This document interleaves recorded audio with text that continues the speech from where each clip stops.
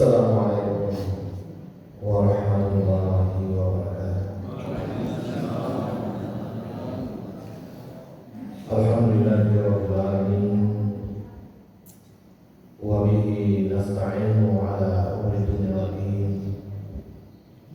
Wassalatu wassalamu ala habibina wa maulana Muhammad wa ala alihi wa ashabihi wa tabi'in wa tabi'it tabi'in wa man tabi'ahum bi ihsan ila yaumil din. Amma ba'du. Ma'asyiral muslimin, jamaah salat subuh yang dirahmati Allah Subhanahu wa taala. Alhamdulillah, kita bersyukur kepada Allah Subhanahu wa taala. Kita bangun pada subuh hari ini, kita masih diberikan oleh Allah Subhanahu wa taala nikmat yang luar biasa. Kita masih bisa bangun, masih bisa bergerak, masih bisa jalan. Banyak di antara sahabat-sahabat kita tidur dalam keadaan sehat, tetapi setelah bangun banyak nikmat Allah Subhanahu wa taala yang dijauh. Oleh karena itu dalam syukur kita dalam beribadah di subuh ini, mudah-mudahan setiap langkah kita diridhoi oleh Allah Subhanahu wa taala. Amin ya rabbal alamin. Jamaah subuh yang dirahmati Allah Subhanahu wa taala, kita masih melanjutkan hadis baginda Rasulullah sallallahu alaihi wasallam, Buniyal Islam ala khamsin, syahadati an la ilaha illallah wa anna Muhammadar Rasul. Kita masih berada pada bagian pertama dari syahadat, kesaksian kepada Allah Subhanahu wa taala. Pada pertemuan sebelumnya kita sudah melihat sebagian kecil dari tanda-tanda kebesaran Allah Subhanahu wa taala yang ada pada diri kita. Wa fi anfusikum afala tubsirun. Pada pengajian subuh hari ini kita masih melanjutkan sebagian tanda-tanda kebesaran Allah Subhanahu wa taala pada diri kita. Kata para ulama, sesungguhnya mujizat yang terbesar itu, tanda-tanda kebesaran Allah Subhanahu wa taala, bukan pada mujizat para nabi-nabi yang sering kita mendengarkan kisahnya, seperti mujizatnya Nabi Musa alaihissalam yang tongkatnya bisa berubah menjadi ular karena prosesnya itu hanya sedikit saja. Tetapi sebenarnya banyak hal yang luar biasa yang terjadi di sekitar kita, terutama pada diri kita, yang semuanya itu adalah mujizat Allah Subhanahu wa taala yang membuktikan keagungan Allah, Tetapi karena itu terjadi berulang kali, sehingga terkadang kita menganggapnya biasa-biasa saja. Padahal itu adalah hal yang luar biasa, mengalahkan mukjizat-mukjizat yang terjadi pada para nabi-nabi terdahulu. Salah satu di antaranya adalah ada kuasa Allah Subhanahu wa taala pada diri kita. Seandainya saya mengambil segenggam tanah, lalu saya sampaikan kepada Bapak dan Ibu bahwa tanah ini adalah penguasa bumi. Tanah ini mampu menciptakan kapal terbang. Tanah ini yang luar biasa, bisa membangun bumi yang dia tempati. Tidak ada yang percaya kepada itu. Dan tidak mungkin segenggam tanah yang kita ambil di luar, dalam pikiran kita manusia bahwa dia mampu menciptakan kapal terbang dan sebagainya, mampu menjadi penguasa di bumi ini, itu tidak mungkin. Tetapi kalau kita melihat prosesnya yang cukup panjang, proses penciptaan manusia yang begitu panjang, kita letakkan tanah di sebelah kiri, lalu manusia berdiri di sebelah kanan misalnya, baru kita menyadari bahwa betapa luar biasanya mukjizat Allah Subhanahu wa taala yang terjadi pada diri kita. Karena hanya setiap hari kita melihat ada orang yang lahir, sehingga hal itu biasa-biasa saja. Padahal baik Nabi Adam alaihissalam maupun kita anak cucunya Nabi Adam alaihissalam, itu semuanya berasal dari tanah. Kita bisa melihat Bapak dan Ibu, ada tanah. Kalau Nabi Adam kan sudah jelas, Nabi Adam diciptakan dari debu, lalu kemudian debu berkumpul menjadi tanah. Tanah kemudian campur dengan air, hamai masnun. Setelah itu kemudian kering menjadi tanah seperti tembikar, lalu ditiupkan roh menjadi Nabi Adam alaihissalam, yang prosesnya juga cukup panjang. Tetapi kita ini anak cucunya Nabi Adam alaihissalam, meskipun prosesnya tidak sama seperti Nabi Adam alaihissalam, tapi kita semua ini juga berasal dari tanah. Di situ ada tanah, ada debu, ada tanah, ada air, lalu tumbuhlah di situ rumput. Rumput ini dimakan oleh kambing, dimakan oleh sapi, yang ada di Lemonto dimakan oleh kuda. Lalu dari tanah ini muncul durian, muncul rambutan, muncul jambu, muncul padi, muncul berbagai macam tumbuh-tumbuhan. Lalu kemudian buah itu dimakan oleh burung-burung. Datanglah kemudian manusia makan kambing, dia makan sapi, makan kuda, makan buah-buahan, pisang seperti yang setiap saat dihidangkan di sini, makan ubi, makan burung dan sebagainya. Lalu itulah sebenarnya yang berubah menjadi setetes air pada laki-laki. Lalu dari setetes air itu kemudian bercampur, lalu kemudian berada di alam rahim. Prosesnya panjang. Beda dengan makhluk yang lain Bapak dan Ibu. Kalau kambing itu lahir, tidak cukup 1 jam sudah berdiri. Tidak lama kemudian sudah pintar merumput.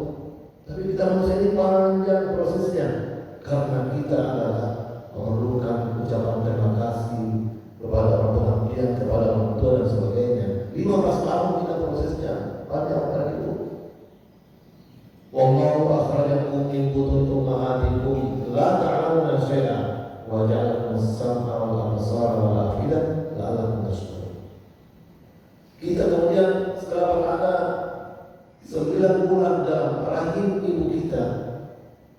Ada yang 6 bulan, ada yang 7 bulan, jarang yang 8 bulan,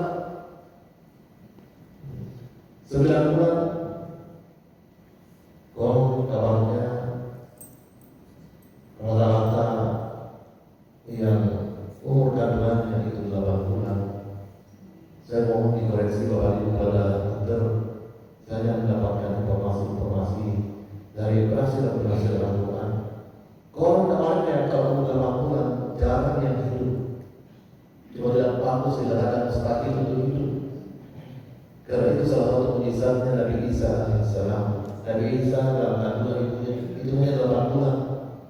Setelah itu kemudian manusia tidak ada, bahkan jarang yang pas umur 8 bulan itu kandungannya bisa hidup. Kalau hidup mungkin tidak selalu sempurna dan baik. Kembali kata orang tua kita, kandungan 8 bulan itu kembali muda.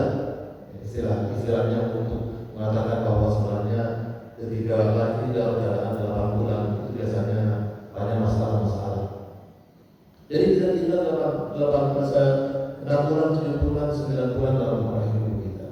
Coba lihat Bapak Ibu, akunnya Allah SWT, kenapa kita dan mesti bertawakal kepada Allah. Dalam rahim ibu kita yang saya sampaikan lalu bahwa di setiap alam itu memiliki sunnatullah tersendiri. Kita berada dalam rahim ibu kita. Itu sempit saja dan cukup 1 meter lebarnya. Tapi manusia berada dalam rahim itu sudah merasa luas tempatnya itu. Seandainya kita dalam rahim ibu kita, lalu kita diinformasikan kepada ibu bahwa ada dunia di luar rahim. Di dunia ini yang lebarnya bolak-balik antara Pekinongan dengan Gor di sini dan sebagainya, mungkin susah untuk diterima. Karena kita berada dalam sebuah alam. Sebagaimana ketika kita di dunia ini diinformasikan tentang akhirat, bahwa rumah kelak yang kita tempat di surga seluas bumi dan langit, kita akan mengatakan untuk apa? Padahal sebenarnya berbeda sama seperti kita dalam hidup kita. Dikatakan dunia di dunia ini adalah luas, susah untuk diterima saat kita berpikir dalam hidup kita. Jadi informasi sampai kepada kita tentang alam akhirat juga sama seperti itu juga. Karena kecepatan pikiran kita terhadap waktu di setiap alam itu berbeda-beda Bapak dan Ibu yang mendengar. Jadi dalam rahim kita itu 9 bulan kita lamanya seluruh keperluan kita disiapkan oleh Allah Subhanahu wa Ta'ala. Tidak perlu kita keluar untuk mencari rezeki, sudah include dengan rezekinya ibu kita. Dan kita makan dan minum pun juga sudah Tuhan tidak sama seperti di dunia. Di dunia ini kita makan minum pakai mulut, ya.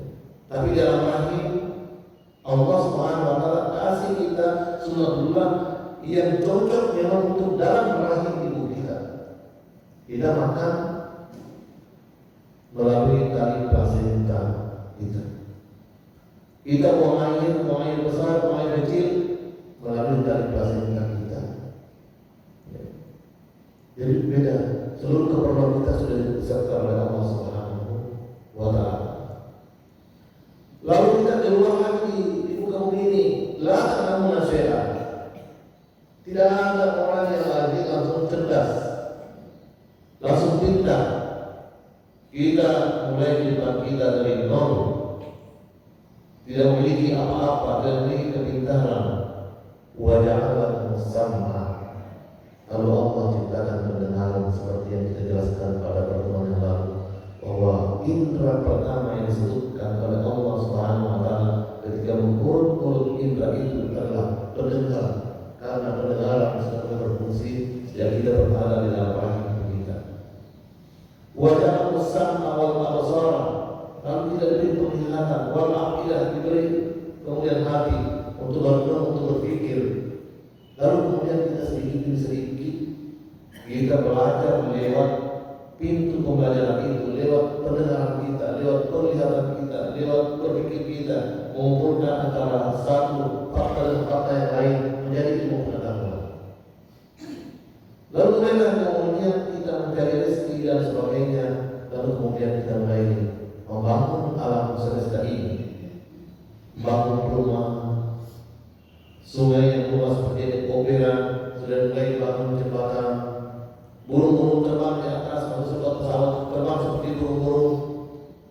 Ikan di laut yang pernah menyelam, manusia buat alat bisa menyelam sama seperti ikan.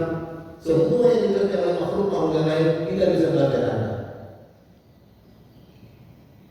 Kita jadikan Allah Subhanahu wa taala khalifah di muka bumi ini. Wakilnya Tuhan yang berada di muka bumi ini, yang diberi tugas oleh Allah Subhanahu wa taala untuk menjadi pemakmur alam semesta ini. Tidak ada makhluk yang lain, padahal kita makhluk yang paling lemah. Lemah pendengaran kita, lemah penglihatan kita, lemah daya ingatan kita, lemah segalanya kita. Tapi karena Allah SWT mengangkat derajat kita menjadi khalifah dari sebongkah tanah tadi, tiba-tiba kita kemudian menjadi penguasa di alam semesta ini. Coba lihat Bapak dan Ibu. Ada mall, ada rumah, ada pesawat, ada kapal, semua yang dilakukan oleh makhluk yang lain dilakukan oleh manusia. Tidak pernah kita berpikir bahwa sebongkah tanah itu karena nikmat Allah Subhanahu wa taala yang mengangkat derajat kita dari sesuatu yang tidak berguna sama sekali, tiba-tiba kita menjadi khalifah di muka bumi. Bapak dan Ibu yang dimuliakan Allah Subhanahu wa taala. Oleh karena itu, sepantasnya kita bersyukur kepada Allah Subhanahu wa taala. Kita hadir di muka bumi ini, seluruh kepentingan dan keperluan kita itu sudah disiapkan oleh Allah Subhanahu wa taala. Itu sebabnya dalam Al-Quran kita disuruh untuk mengucapkan hamdalah sebagai suatu perkataan yang simpel untuk ucapan terima kasih banyak kepada Allah Subhanahu wa taala. Tidak perlu kita berterima kasih berulang-ulang. Terima kasih Allah menciptakan air, terima kasih Allah menciptakan api. Kita cukup mengucapkan satu kalimat saja untuk mewakili seluruh ucapan terima kasih kita, yaitu alhamdulillahirabbil alamin. Coba lihat Bapak dan Ibu, kita perlu oksigen untuk bernafas. Allah sudah siapkan oksigen, dan itu cukup. Allah ciptakan 7 miliar lebih manusia di muka bumi ini, cukup untuk kita bagi-bagi. Kecuali masuk rumah sakit kita harus beli oksigen satu tahun itu berapa harganya? Seandainya seluruh oksigen yang kita hirup setiap hari ini harus dibeli sudah berapa banyak yang harus kita keluarkan hanya untuk beli oksigen. Tidak perlu lagi jauh Tuhan kita di muka bumi ini. Allah sudah ciptakan ayam, sudah ciptakan kambing, sudah ciptakan kerbau, sudah ciptakan sapi, sudah ciptakan kuda. Seluruh kepentingan kita untuk akan kami sudah ciptakan Allah Subhanahu wa taala. Kita perlu air, Allah Subhanahu wa taala sudah siapkan untuk kita air sungai, air sumur, air hujan, berbagai macam air Allah ciptakan. Kita perlu buah-buahan kepada itu, berbagai macam jenis Allah SWT ciptakan kepada kita buah-buahan. Ada sekarang ada lagi musim rambutan, durian, berbagai macam, dan di setiap tempat Allah SWT ciptakan tumbuh-tumbuhan yang sesuai dengan kondisi alamnya. Oleh karena itu, karena kalau mau sehat, pergi ke suatu tempat, jangan mencari makanan tempatan kita. Ini menjadi masalah yang mengaji kita oleh pemerintah. Sudah pergi ke Saudi, kita tetap dicari sambal terasi ini dicari.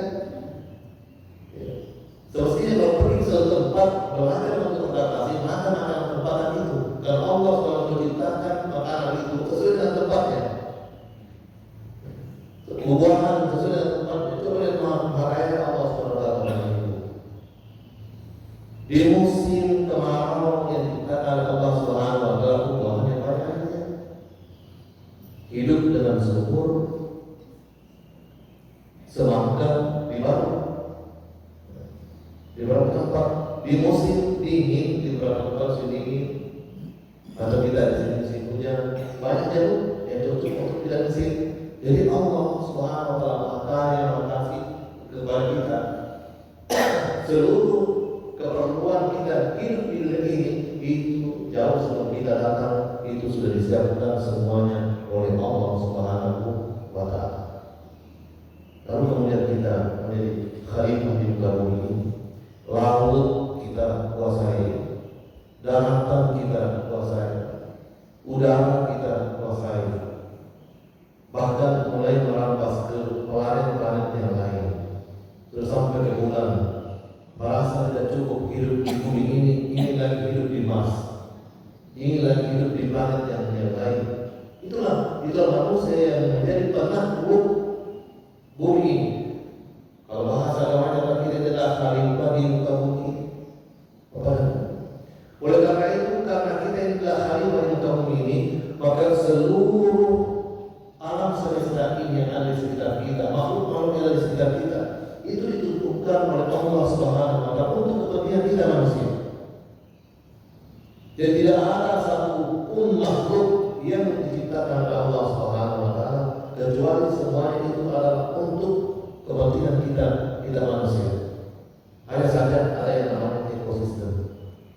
Ya, ada ular, ada tikus. Kalau ularnya semua dibunuh, tidak ada yang makan tikus lagi.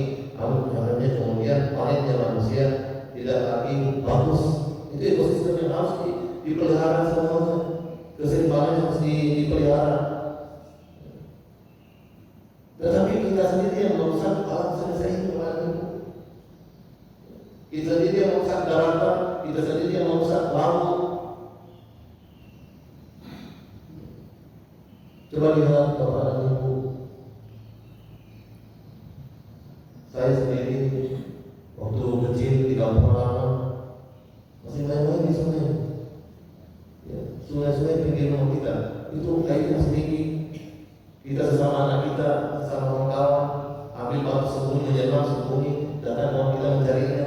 Kita lakukan. Setelah 20 tahun kita kembali ke kampung halaman kita, tidak ada lagi air. Semua sungai sudah kering. Siapa yang melakukan perusahaan itu? Kita sendiri manusia. Gunung-gunung digunduli hanya untuk tanam jagung. Padahal jagung juga tidak membuat kaya. Tapi sudah kita rusak potensi air yang begitu luar biasa. Zahar fasal fil barri wal bahr, maka sahabat ini nas. Jadi kita khalifah, tapi kita tidak menyadari bahwa kita juga yang menghancurkan alam semesta kita ini. Sehingga dulu udara, saya masih ingat orang itu di kampung halaman, kalau dari pagi kita keluar itu burung-burung banyak yang bunyi. Sekarang kita kembali ke kampung halaman, tidak lagi burung-burung yang bunyi, punah semua. Burung cuy-cuy, burung apa yang datang yang bunyi. Yang rusak itu sebenarnya adalah kita. Yang semestinya adalah kita syukuri kepada Allah Subhanahu wa Ta'ala, tetapi kita kemudian yang justru merusak lingkungan kita. Jadi cepat lambatnya datang kiamat itu tergantung dari kita sendiri. Dan kita melihara alam semesta ini. Bapak dan Ibu yang dimuliakan Allah Subhanahu wa Ta'ala. Jadi seluruh makhluk Allah Subhanahu wa Ta'ala ditundukkan oleh Allah Subhanahu wa Ta'ala untuk kepentingan kita manusia. Tetapi karena kita tidak mensyukuri Allah Subhanahu wa Ta'ala, kita lupa dengan Allah meskipun kita sudah mengucapkan dua kalimat syahadat. Syahadat yang pertama kesaksian kepada Allah, kesaksian bahwa Dia pemberi rezeki, Dia penguasa alam semesta dan sebagainya. Ditundukkan satu persatu, tetapi ketika manusia lupa dengan Tuhannya, ketika manusia tidak konsisten dengan syahadat yang pernah diucapkannya, asyhadu an la ilaha illallah, tidak konsisten dengan itu, maka kemudian makhluk Allah Subhanahu wa Ta'ala yang ditundukkan oleh Allah untuk kepentingan kita manusia itu sedikit demi sedikit berbalik, tidak lagi tunduk pada kita, tapi justru kemudian menjadi musuh kita. Angin yang sebenarnya diciptakan oleh Allah untuk kepentingan kita manusia, tetapi karena banyak di antara kita tidak bersyukur nikmat Allah Subhanahu wa Ta'ala, angin berubah menjadi musuh kita. Maka datanglah berbagai macam-macam nama angin yang namanya indah-indah. Angin torpedo, angin topan, angin Katrina, angin macam-macam nama indah-indah semua. Tapi kemudian justru menjadi berbahaya bagi kita. Laut yang tadinya diciptakan Allah tunduk untuk kepentingan kita. Ada ikan, ada mutiara, dan berbagai macam rezeki yang disimpan oleh Allah Subhanahu wa Ta'ala di dalam laut itu. Tiba-tiba laut itu justru berbalik menjadi musuh bagi kita. Datang gempa bumi, terjadi tsunami. Tsunami yang setinggi gunung, tsunami yang 2 meter, tsunami yang 4 meter, menyerang kita yang berada di dalam. Api yang diciptakan Allah SWT untuk kepentingan kita, tiba-tiba dia mengamuk, menghabisi beberapa rumah dan sebagainya. Jadi yang tadinya adalah Allah SWT ciptakan untuk kita, tapi karena kemudian kita tidak beriman kepada Allah, atau kemudian kita tidak konsisten dengan syahadat kita, justru itu berbalik satu persatu memusuhi kita. Oleh karena itu, kata Syekh Asy'ari, salah satu di antara penyebab banyaknya musibah, banyaknya hal-hal yang terjadi bagi manusia itu lantaran karena manusia layak terbawa. Manusia melampaui batas-batas kewajaran yang telah diberikan oleh Allah Subhanahu wa Ta'ala. Lalu kemudian makhluk-makhluk Allah itu berbalik menjadi musuh bagi kita. Angin menjadi musuh, air kemudian menjadi musuh, banjir bandang dan sebagainya, api menjadi musuh, hewan-hewan kemudian menjadi musuh dan sebagainya. Tidak lagi tunduk patuh kepada kita. Bapak dan Ibu yang dimuliakan Allah. Jadi di antara seluruh makhluk Allah Subhanahu wa Ta'ala, kita sebenarnya manusia yang paling banyak nikmat yang diberikan oleh Allah berbanding dengan makhluk Allah Subhanahu wa Ta'ala yang lain. Kuda menerima nikmat Allah itu terbatas, kambing terbatas, makhluk Allah yang lain terbatas. Tapi kita luar biasa, begitu banyak nikmat Allah Subhanahu wa Ta'ala yang diberikan kepada kita. Meskipun kita sebenarnya adalah makhluk yang paling lemah. Wa khuliqal insanu dha'ifa. Di balik kelemahan itu Allah Subhanahu wa Ta'ala memberikan kepada kita akal pikiran, lalu kemudian kita menjadi makhluk yang mulia, yang semestinya kita bersyukur dengan akal pikiran itu. Coba lihat Bapak Ibu, pendengaran kita terbatas, di balik tembok kita tidak bisa lagi mendengar, jarak jauh tidak bisa lagi mendengar, pandangan kita terbatas. Kalau cuaca baik, paling 7 km kita bisa lihat kalau di udara. Kalau cuaca tidak baik, beberapa jarak saja terlalu baru kita bisa lihat. Kita tidak bisa menembus alam metafisika, tapi makhluk yang lain bisa menembus alam metafisika. Tapi keterbatasan itu juga adalah nikmat Allah. Kita tidak bisa melihat hal yang kecil supaya kita dilindungi oleh Allah Subhanahu wa Ta'ala. Kita tidak bisa mengetahui masa depan karena itu juga adalah bagian dari rahmat Allah Subhanahu wa Ta'ala. Coba bayangkan Bapak Ibu, seandainya kita diberi pengetahuan Allah Subhanahu wa Ta'ala tentang masa depan, betapa menderitanya kita. 1 bulan sebelum meninggal orang tua kita sudah tahu mau meninggal, belum terjadi sesuatu sudah menderita kita. Tapi Allah itu menutup itu untuk kita supaya kita tidak memanjang menderitanya. Ya. Jadi nanti kita merasakannya setelah terjadi sesuatu. Tapi kalau kita mengetahui setahun sebelumnya, pada setahun sebelum terjadi sesuatu itu sudah menderita kita. Jadi keterbatasan itu adalah nikmat yang diberikan oleh Allah Subhanahu wa Ta'ala kepada kita. Seandainya kita bisa melihat teman-teman kecil, tidak bisa kita makan dengan enak. Seandainya kita bisa mendengarkan di balik tembok, tidak bisa kita tidur dengan enak, karena kita mendengarkan semua apa hal-hal yang dibicarakan oleh sahabat-sahabat kita. Bapak dan Ibu yang dirahmati, karena kita ini adalah khalifah Allah Subhanahu wa Ta'ala, oleh karena itu tidak ada hal yang gratis. Beda dengan makhluk yang lain, semuanya gratis. Udah ketika ini kekuatan tidak perlu dipertanyakan lagi untuk apa kekuatannya.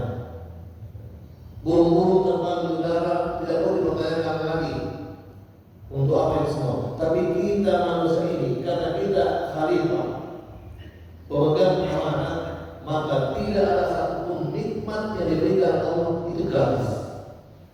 Kelak nanti semuanya akan dipertanggungjawabkan di hadapan Allah Subhanahu wa Ta'ala.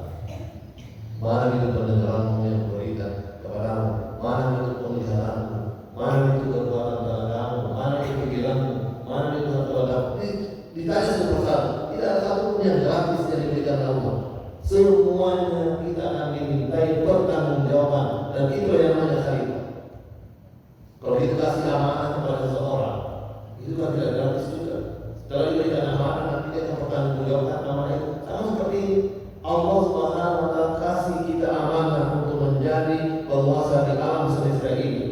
Tapi ingat, tidak ada satupun yang gratis.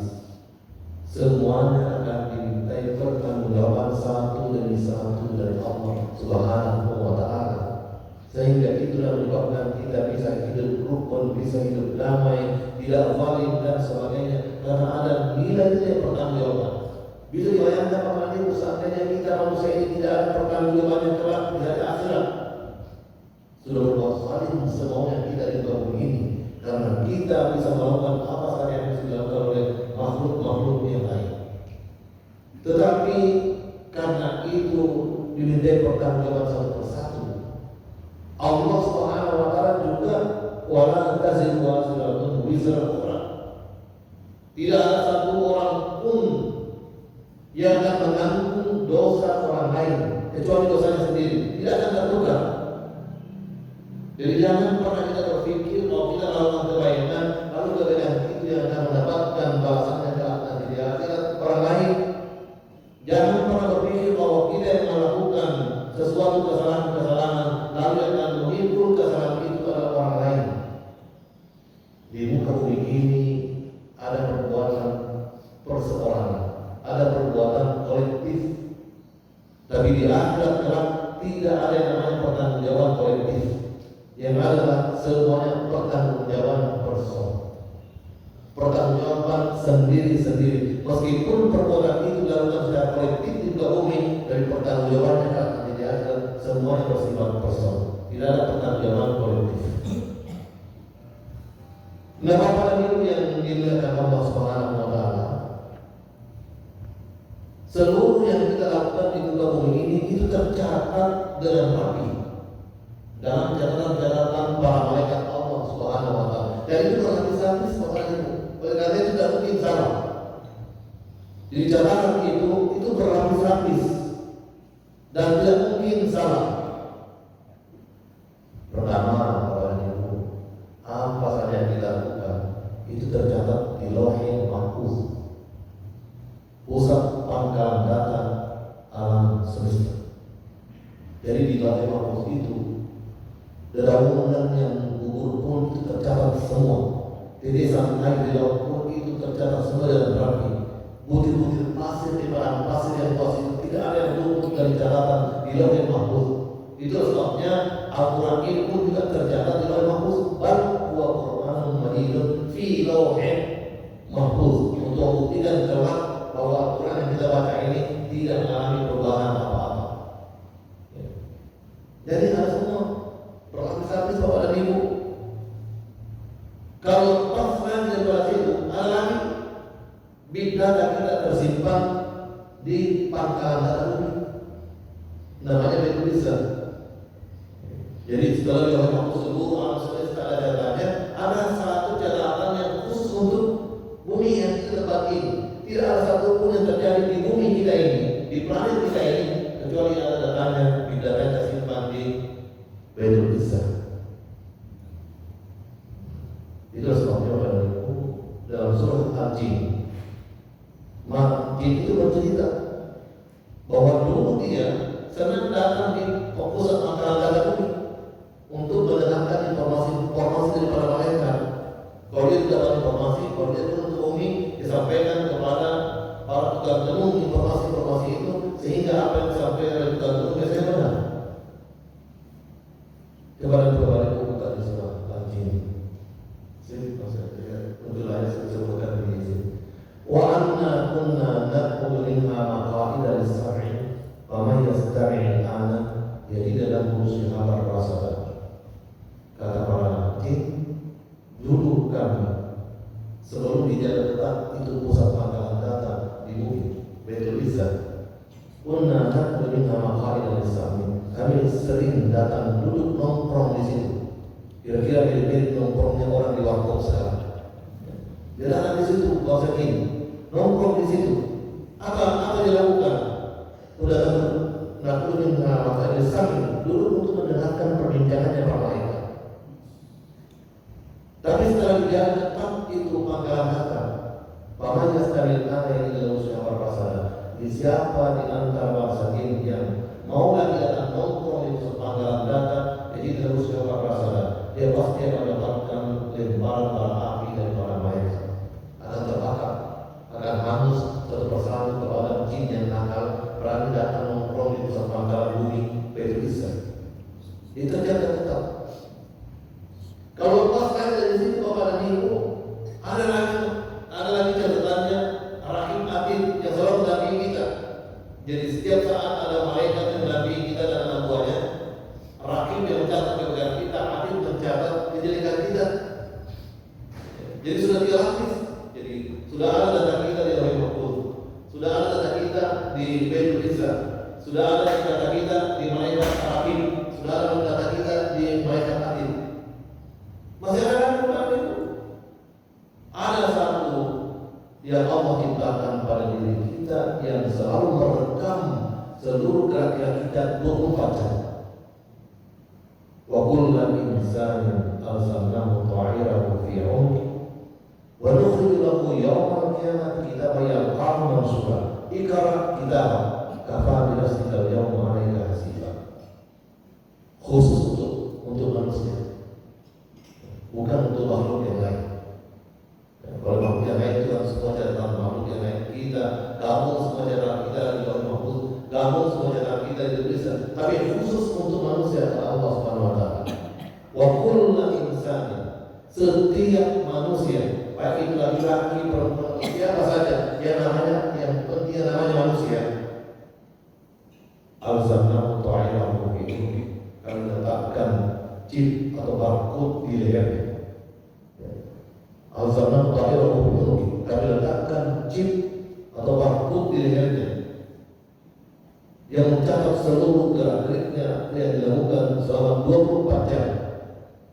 Wa nukhrij lahu yawmal qiyamati kitaban yalqahu mansura. Kelak nanti di hadapan Allah Subhanahu wa taala akan dikeluarkan catatan-catatan yang tercatat di lehernya itu kitaban yalqahu mansura dalam bentuk bacaan yang sudah bisa dibaca dengan baik.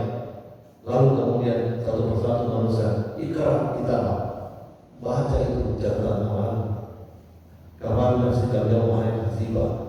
Cukup kamu sendiri yang menghakimi dirimu, kamu sebenarnya pantas ke mana? Apakah kamu pantas masuk surga atau pantas masuk surga atau pantas masuk neraka? Itu adalah catatan.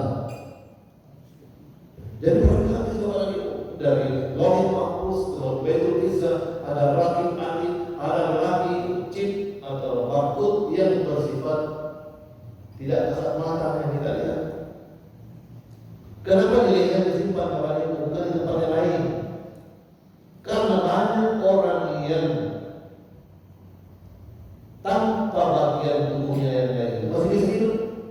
Seandainya chip itu ditempatkan di tangan kita, banyak orang yang hidup tanpa tangan. Seandainya ada di sini kaki kita simpan itu chip, banyak orang yang hidup tanpa kaki. Tapi tunjukkan kepada saya Bapak dan Ibu, orang yang hidup tanpa kepala, tanpa berbuat lehernya. Ada orang yang jalan tanpa kepala.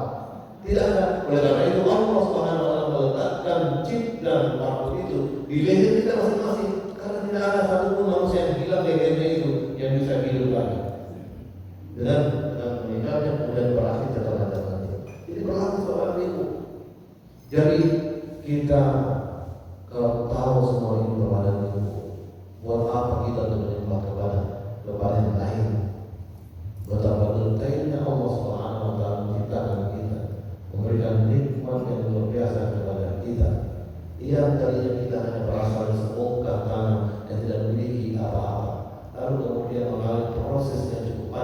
15 tahun kita berproses, kemudian kita menjadi khalifah di muka bumi, kita melakukan apa saja, lalu kemudian diserahkan tugas baik dan buruknya bumi ini terletakkan pada kita.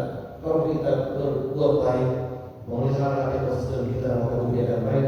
Tapi kalau kita tidak memelihara ekosistem kita, maka bumi yang kita tempati semakin hari semakin panas, dan semakin hari kita tidak bisa lagi hidup tanpa AC. Dulu tidak ada masjid yang pakai AC, tapi sekarang ini kita tidak bisa lagi duduk dengan baik dengan dalam masjid kalau tidak ada AC.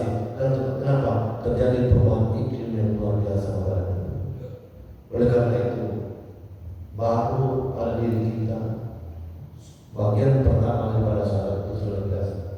Belum lagi kita masuk kepada makhluk-makhluk di sekitar kita, belum lagi kita masuk kepada alam yang luar biasa untuk memberikan bukti betapa pentingnya bersyahadat kepada Allah Subhanahu wa Ta'ala sebagai bagian pertama dari dua kalimat syahadat yang merangkumi sebenarnya seluruh dimensi-dimensi keberislaman kita. Kepada ibu yang dimuliakan Allah Subhanahu wa Ta'ala,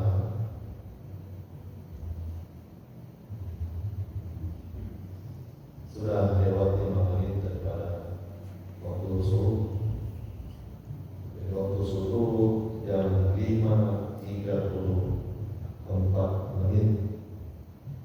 Jadi subuh jam 4.20. Jadi katanya kalau mau mengetahui suruh itu tambah saja kurang lebih 15 menit dari waktu sholat subuh.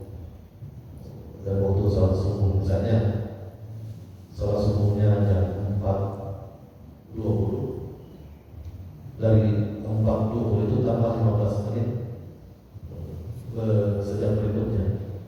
Misalnya jam 5.35 menit itu sudah waktu suruh. Jadi ditambah saja 15 menit dari ekor daripada jam waktu masuk subuh. Jadi misalnya kalau masuk waktu subuh jam 4.30, berarti suruhnya nanti jam 5.45. Kalau seperti itu pada ibu. Sekalian pas kalian pada pemberian semua ini berkata manfaatnya.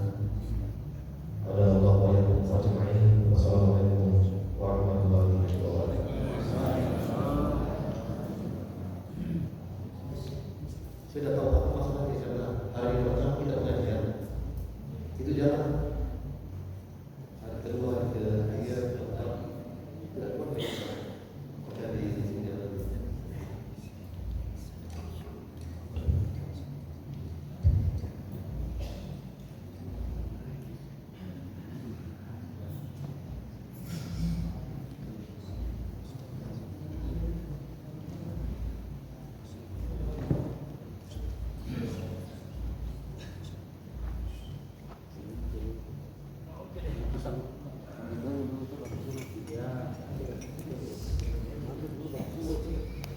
Yeah.